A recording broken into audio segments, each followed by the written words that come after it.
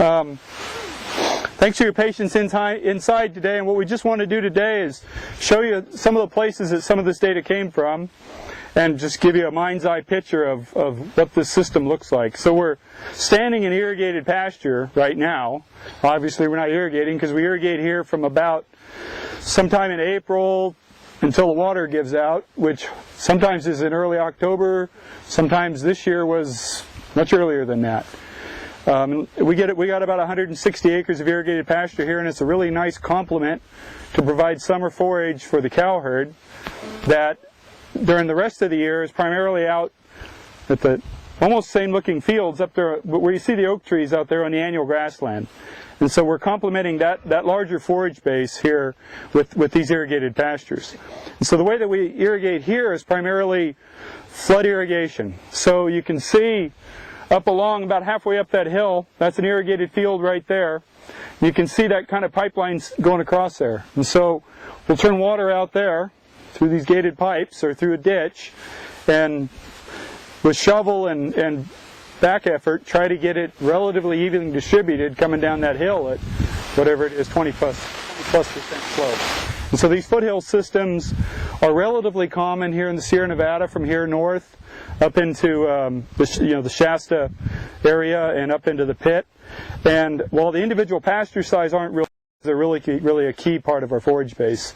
Down in the valley you'll have the nice laser leveled checked type system, and then further up into the meadows up in the forest and in the higher watersheds you'll have natural meadows with not a lot of grade where the water's being diverted out of the stream and basically increasing the size of what was probably a natural meadow or a natural wetland. And so every field here and every field on every ranch generates a different amount of runoff, irrigates on a slightly different schedule. We try to irrigate here every 10 to 14 days. And as you can see, given our delivery system, which is a combination of pipes, it's also a combination of natural streams where water coming off that hill flows down here, enters this ephemeral channel that only flows in the summer when there's irrigation runoff. If there weren't for irrigation runoff, there wouldn't be any water in this small creek. Flows down, flows through this wetland that we've created behind me, flows on down, gets diverted again, and irrigates down below. So these systems, while extensive in nature, are relatively complicated and really vary from ranch to ranch.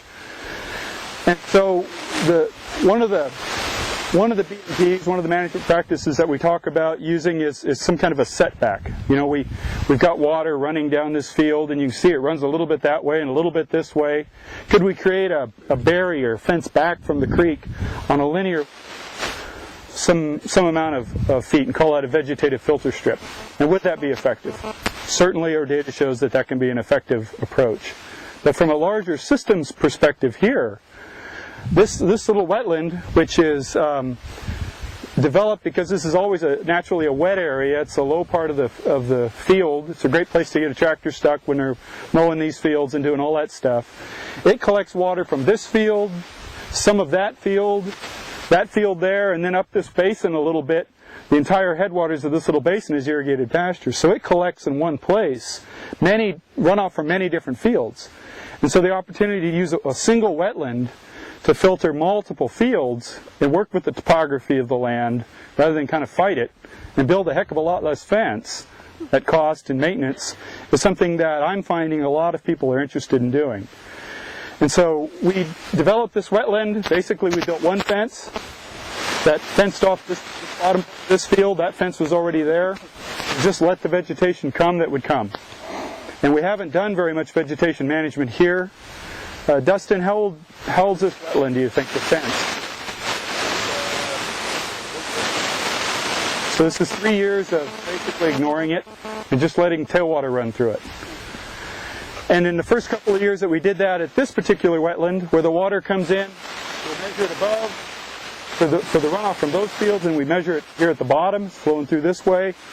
We found in the first couple of years that we'd get anywhere from 50 to about 90% trapping of the load. So the total load of E. coli, the total load of sediment, nitrogen, pretty much everything we looked at, of what went in, we'd trap 50 to 90% of it was stuck there, didn't come out the bottom. And we found that that variation from 50 to 90 could be explained pretty well by how much runoff was coming through. And so, you know, working at this scale, sometimes you irrigate and the soil's still a little moist. You get more runoff of a field than you irrigate it next and it's been hotter and drier and the soil's more, a lower moisture content, you'll get less runoff. So we had a lot of natural variability occurring in runoff that allowed us to ease that out. And so sampling above and below over about events. So very effective in its initial stages, in the initial vegetation state. DOC, Randy, help me remember. Yeah, it was minimal. We couldn't measure any difference. And one of the big things about this wetland is the hydrologic residence time was only on the order of 45 minutes to an hour. So it's not sitting there very long. Okay. With the added vegetation that we have now, probably there's a little more impact. It might become a source. It might become a source of the dissolved organic nitrogen, and totally, we may start trapping mineral and letting out organic if we don't do something to manage all of this standing nitrogen and standing carbon. This, as Randy indicated, this wetland works relatively well in that it has a pretty good residence time, 45 minutes to an hour. So the water enters it up there, and there's not really a good defined channel. It kind of flows around throughout. Over the hill, a little further than we want to walk, is another wetland that catches water from the fields on the other side of this hill, going that way. And nobody will admit it, but I know a long time ago somebody here took a backhoe to that thing and straightened it out and tried to drain it a little bit. Bald eagles. No worries. Hard to compete with that. So somebody entrenched that wetland a little bit some point in the past. And so here almost all of the water is spread out that enters the wetland. In the channelized wetland, about 70% of the water actually stays in the channel and passes right through the wetland. Doesn't interact. And so there we do see some reductions, but more on the order of 10 to 40%. So if you're going to build a wetland or work with a natural wetland, making sure the water is dispersed, increasing the hydrologic residence time is important. The other thing that we saw on the channelized wetland was it was a source for sediment. Because we were putting all that water down the channel, it was eroding the channel. These soils don't erode very well, so we can get away with irrigating hill like that, which we maybe couldn't do on the Coast Range or someplace else. So it's a real slow erosion, but we're increasing sediment from that wetland. This one was a sink, that one was a source under certain events. So what we'd like to do now is deal with this vegetation problem that we've created. If you look over there, you can see blackberries are starting to come in. And you know, if you look at the riparian area below, we have basically a riparian area dominated with blackberries. And so we don't really want that. I'm not sure if it's a native. I think it's not native, but I know, yeah. From a perspective of water quality, if you go in there and look underneath those blackberries, there's bare ground. And so you've got, you know, berries this tall, but you've got water flowing into that berry patch on bare ground. And so we're afraid we're going to lose our effectiveness if we let it go to that veg type. And so what we'd like to do is a couple of options. I think we're going to burn this one. I think we're going to drop a match in it here in the next little while and burn it off and kind of restart it.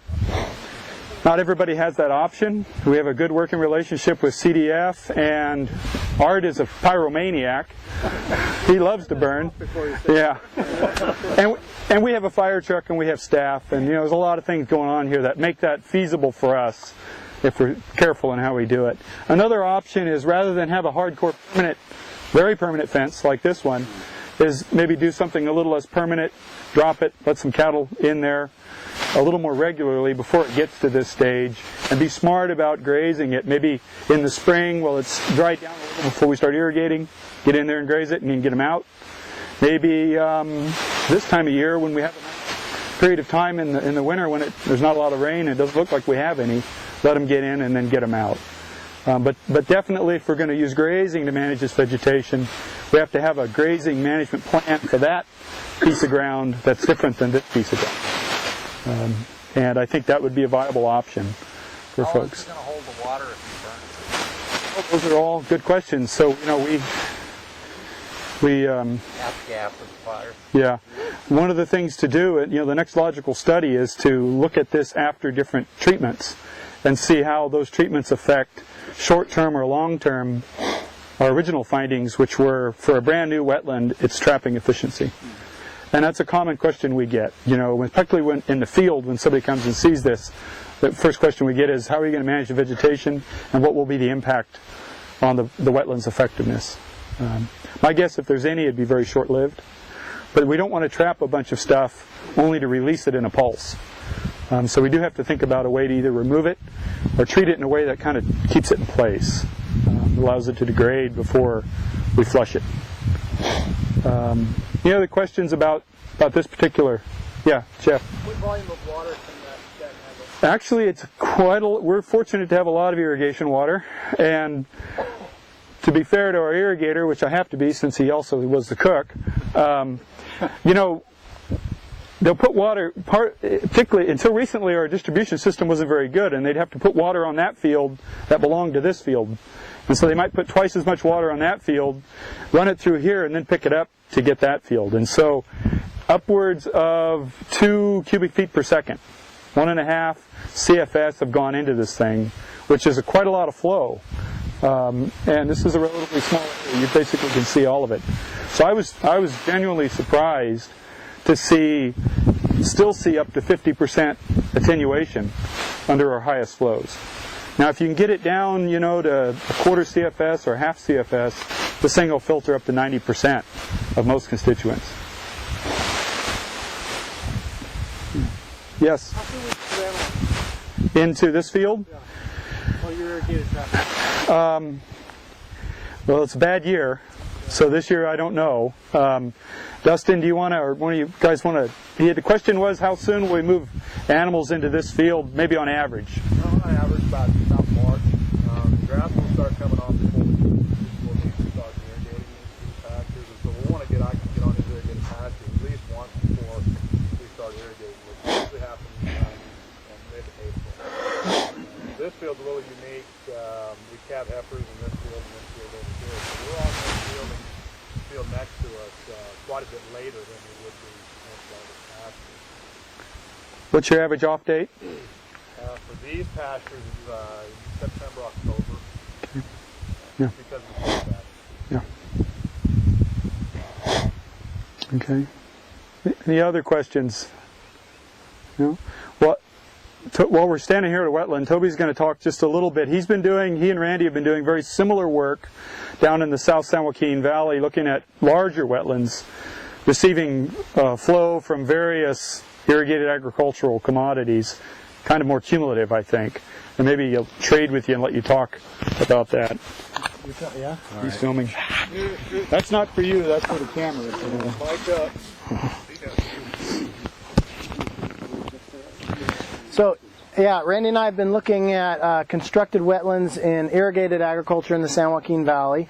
And these wetlands are much different than what you're seeing. They're wetlands that are constructed in marginal farmland, usually through money support from NRCS through EQIP funds, where they retire the land from production and they build these constructed wetlands that really aren't that natural, in that they have a hydro period very different than what they normally would. They receive water, tailwater, from the surrounding cropland during the summer, and then often dry out in the wintertime when there's no more irrigation water. But we've been evaluating, it's a very popular land use in the San Joaquin Valley, mostly because of duck hunters. It attracts a lot of duck, and so you see them popping up all over the place. I think there's something like 90,000 acres right now in California in the valley that have been developed into these constructed wetlands. So we've been evaluating the size of the wetlands, the shapes of the wetlands, whether they're open water or dendritic, micro highs and micro lows, and we've been evaluating the residence time and also the age of the wetlands. And we found, similar to what Ken and Randy have found, that they knock the heck out of nitrogen, about 80% removal of nitrogen. 90 to 99% of the sediment is removed. And that actually becomes a management issue for those wetlands because they receive so much sediment in the tailwater that in a square meter we can receive about 65 kilograms of sediment per year. And this is beyond the sediment trap. So they receive a tremendous amount of sediment, and they actually require quite a bit of work to scrape them out and clean them out on an annual basis. Phosphorus has been a little bit confusing. We've had years where we've removed 75%, and we have had years where we're a source of phosphorus. Haven't really figured that out. From anywhere from 70 to 90% removal of pyrethroid pesticides, removal of pathogen indicators from highs of 200 CFUs down to almost zero. So they're very effective systems. But what we are finding is that there is a balancing act to consider. For example, when considering dissolved organic carbon, if you have a very large wetland with a long hydraulic residence time, it's like a teabag effect, and you're steeping those soils that are rich in organic carbon, and you're actually become a source of dissolved organic carbon. You can also, if your tailwaters are rich in salinity, high salinity, you actually magnify that salinity through evapoconcentration and can exceed salt TMDLs. So you have to be mindful of those situations when you have large, long residence time wetlands. However, if you go to a smaller wetland with shorter residence times, maybe about a day is our shortest wetland, we're still pretty darn effective at removing pesticides, nitrogen, phosphorus to some extent, and suspended sediment, but we aren't a source of DOC, and we don't amplify salts. So these kind of short residence time, small wetlands seem to be the ticket for down in the San Joaquin Valley, which are receiving tailwaters. Mosquitoes are another thing to consider in these systems, and so we're starting to work with mosquito abatement on how to design appropriate wetland so that they can be managed for that pest. But in a quick nutshell, that's what we found. Any questions? Yeah. What type of vegetation? We can't use, they do plant some willow, but it's actually a complete waste of money to try to put in native veg because the seed source of exotics from the tailwater is so high that you just get what you get. And if you're trying to manage for native veg, you would be spraying that stuff with pesticide on a weekly basis, or herbicide. So we get some cattail, we get smartweed and duckweed. I'm a soil scientist. I don't know my veg beyond that, unfortunately. But there's okay. Where are these located? Near Patterson. Okay. Yeah, and we also have some near Zamora, kind of. Certainly northern part of the San Joaquin Valley. Not much down south of that. Not well. I don't know how far down they go. They go all the way to Kern County. All the way down to Kern County. Yeah. So the water is becoming. Water might be an issue. Yeah. Yes. Is there anything about the San Joaquin area down there that would make that solution unique to that? I'm sorry. Anything about what? Is there anything about that area there that would make that solution unique to the area there, or would that be something that would be transportable to other these low gradient systems? Well, it's perfect. It's perfect for the San Joaquin River because it's such an impaired water body. So it addresses almost all of the water quality constituents that are a problem in the San Joaquin River, and these tailwaters flow into the San Joaquin River. So this intercepts that water before it goes in. The only thing you need to be mindful of is BOD, biological oxygen demand. They're bioreactors of algae, and so in some cases we do export high BOD, and we found the solution to that is to have an emergent canopy near the output that shades out the algae, allows it to settle, and it cools it so we can boost the dissolved oxygen a little before it's emitted into the river. But I think this is something it's actually being used throughout the country as a water quality solution, and also is very, very common in engineering situations to accommodate stormwater runoff in urban settings and such. Is that what you meant? Yeah, I was just wondering if there was anything particular about those systems that something like that wouldn't be exportable to. No. No, I think the only thing you need to consider are the mineral-dominated wetlands, mineral soils, versus the peat-type systems. They're quite a bit different. So the delta wetlands, I think, would have to be studied in a much different context. You'd have to be mindful of what's going on there. Yeah. Do you have any wetlands that you're working with that have a harvest system for vegetation or removal? No. We'd like, ideally that's what we wanted to do, would be to look at the effects of vegetation management. It ended up, we were going to look at a chronosequence of wetlands to see how they evolve in time, but it ended up through flood events and landowners that they just happened to regrade all of them and made them all brand new wetlands. So we couldn't really evaluate in that study differences in veg, but we've been looking at them for maybe 4 or 5 years now, so we're seeing big differences in the veg community. So if we could keep looking at them, I think we would learn a lot about that, and it would be great to evaluate if you burn them, what impact that would have. Because personally, I think the key to phosphorus might be vegetation and vegetation management. Both vegetation taking phosphorus up, soluble phosphorus, and getting that off site so that it doesn't decompose and resupply. No, yeah. So that's why I almost don't want to go there. It's causing a problem from a solution. You want to measure subsurface flow? Oh yeah. In our one of our wetlands has been just loses a lot of its water. I think almost. You remember what? 10 centimeters a day. And one of the things we were concerned about was if we were simply taking in all this nitrogen from tailwater and polluting our groundwater supply.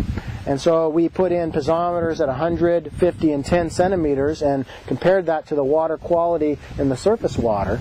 And we saw a steady decline in nitrate as the water moved into the soil. And that's largely due to the microbial-mediated process of denitrification, which needs reducing conditions, low oxygen, carbon as a substrate, and they essentially reduce nitrate to gas, and it's evolved into the atmosphere.